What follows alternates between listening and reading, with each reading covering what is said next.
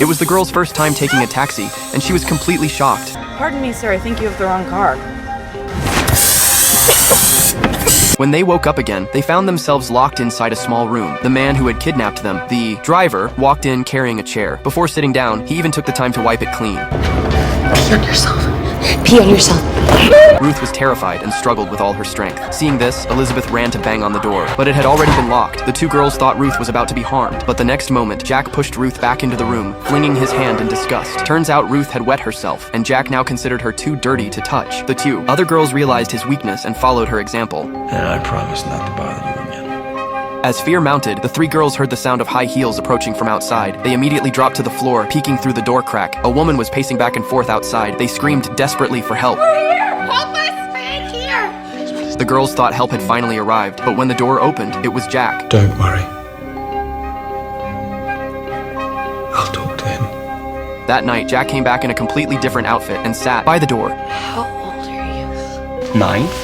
It finally clicked for Casey. Jack had multiple personalities. He switched between them to interact with the girls. What they didn't know was that Jack had 23 distinct personalities, and every time he switched, his mindset and physical strength changed as well. Can't get out of here! I have to blow my nose. The girls were terrified he'd turn into the butcher personality. They started banging on the walls, hoping to dig a way out, but every wall was thick and solid. Elizabeth tried knocking on the ceiling and finally heard a hollow sound. She grabbed a high heel and started smashing upward. Sure enough, she broke through. Just then, Jack heard the noise and rushed to the door. The other two girls threw themselves against it, trying to block him. Suddenly, it went silent outside. They thought Jack had left, but the next second, the door was slammed open with tremendous force. He had switched to one of his stronger personalities. Luckily, Elizabeth had already made it out. She crawled quickly through the ventilation shaft, but Jack was right behind her. Panicking, she hid inside a cabinet. I thought I lost you.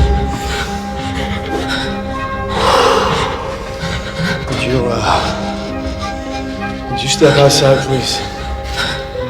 But she was found and locked inside a warehouse. To make sure she couldn't escape again, Jack welded the door shut. With that done, he returned to the holding room, staring once again at the hole in the ceiling. Then, he ordered the girls to take off their dresses, leaving them no choice but to huddle on the bed. Casey realized Jack had changed again. This new personality seemed like a pedophile, intent on keeping them as his pets. I was gonna ask for your last shirt, but I won't. Because tonight is a sacred night. It's almost over. His words sent a chill down Casey's spine. Her missing best friend, the strange men showing up one after another, the sealed-off room. It was all driving her to the edge. Thankfully, the version of Jack who had a crush on Casey, while the dominant personality was asleep, secretly sent a message to his psychiatrist asking for help. When the doctor saw it on her computer, she knew something terrible was about to happen.